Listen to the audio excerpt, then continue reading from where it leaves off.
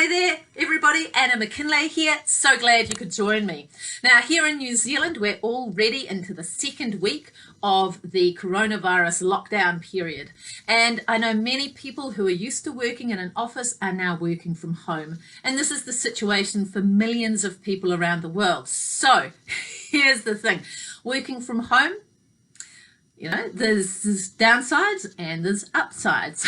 I've been working from home for years, and I'd like to share with you one of the upsides that I love about it. And that is that you can do things working from home that if you were to do it in the office would really turn some heads. And no, I'm not talking about surfing the dodgy websites or playing the computer games or that kind of stuff. I'm actually talking about some techniques that I find really helpful to reset. Because the thing is, when we're working, when we're sitting at the desk and doing our thing, you know, sometimes we hit a wall. If we're not moving a lot, our brain sometimes runs out of energy. Our bodies are made to move, and by moving, we're able to stimulate blood flow to our brain, and our brain gets oxygen, and it works so much better when it's got some fuel, right? When it's got the oxygen. So it's super important for us to have some ways to re-energize. Also, with all of the anxiety and uncertainty around the pandemic and the fallout from the pandemic and so on, we want ways to actually bring our stress levels in the moment down, or at least settle things down. So these techniques will all help with both of those. All right, so I'm going to share with you 3 techniques today. I'm even going to demonstrate them for you. So 3 techniques. Number 1 is called parasympathetic breathing. Sounds complicated, but it's really not. You've known how to do this since the moment you were born, believe it or not.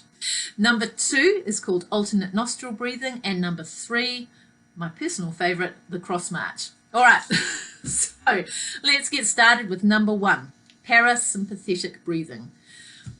When we boil it right down, it's incredibly simple. It's about breathing out for longer than you breathe in.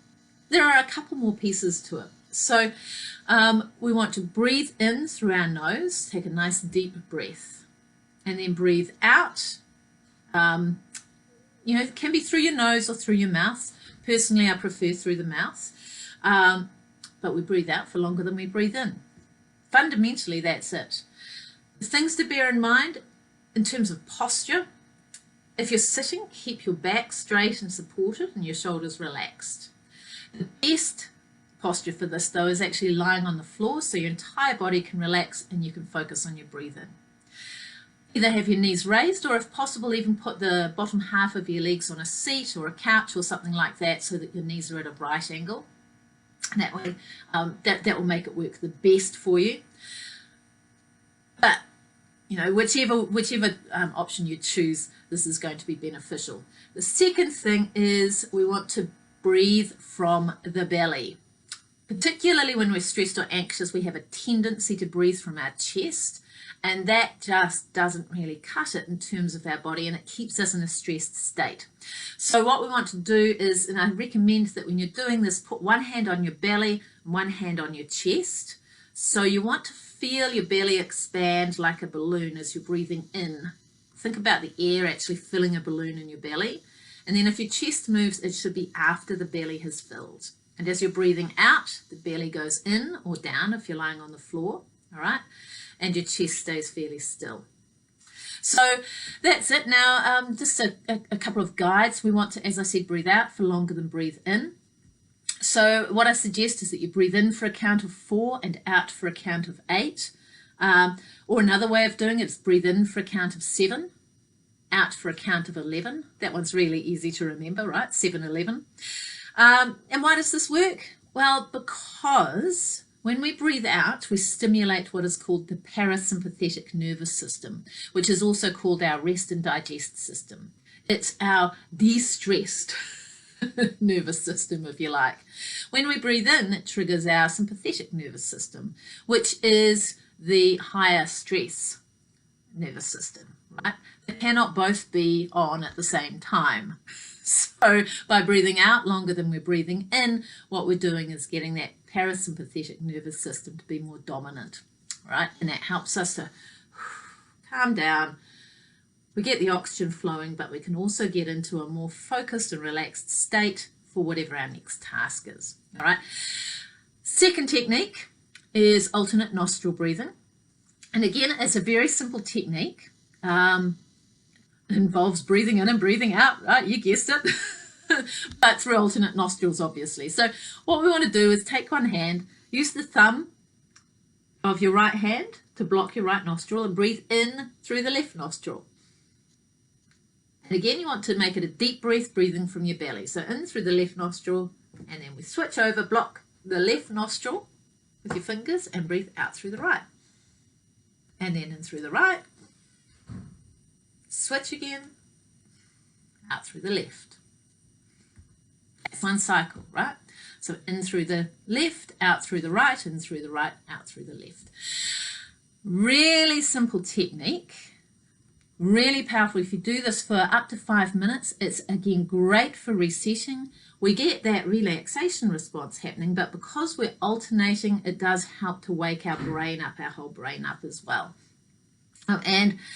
Research has indicated that it does appear actually to reduce anxiety and so forth. A lot of people swear by it. Try it out for yourself and see what the impact is what I suggest. And number 3, as I said, my personal favorite. This is a great one for just getting the juices flowing, waking everything up super, super fast, and again, re-engaging the whole brain for whatever your next task is. It's called the cross march. And yes, you've probably done this if you've ever done an aerobics class, actually. It is a march. So we stand up, we march in place, alternate arms and legs. But what we're doing is as we bring our leg up, we bring the opposite arm down so that either the hand touches our toes or our elbow touches our knees. I'll just give you a brief demonstration so you can see what I mean. So bear with me, we're getting creative here. So I'm just going to stand up. If I bring my left knee up, I'd bring my right arm, and then I'd alternate, just like that. And, you know, if you're flexible, they might even touch, right? And so on. That is the cross march. So do that at whatever pace works for you. And, you know, I find even 30 seconds of doing this really wakes me up, refocuses, re-energizes. Because we're using both sides of our body, it helps again to stimulate both sides of our brain, get our brain awake again as well. So if you've got a lot on, you don't have time to get out and go for a walk, or maybe you can't, that's a super, super effective way to re-energize. So there you have it.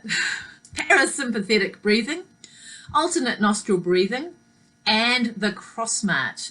All proven effective strategies that you can use to reduce levels of anxiety, lift your energy, and reset for whatever your next task is. I hope that serves. Thank you so much for joining me today, and I'll see you again soon.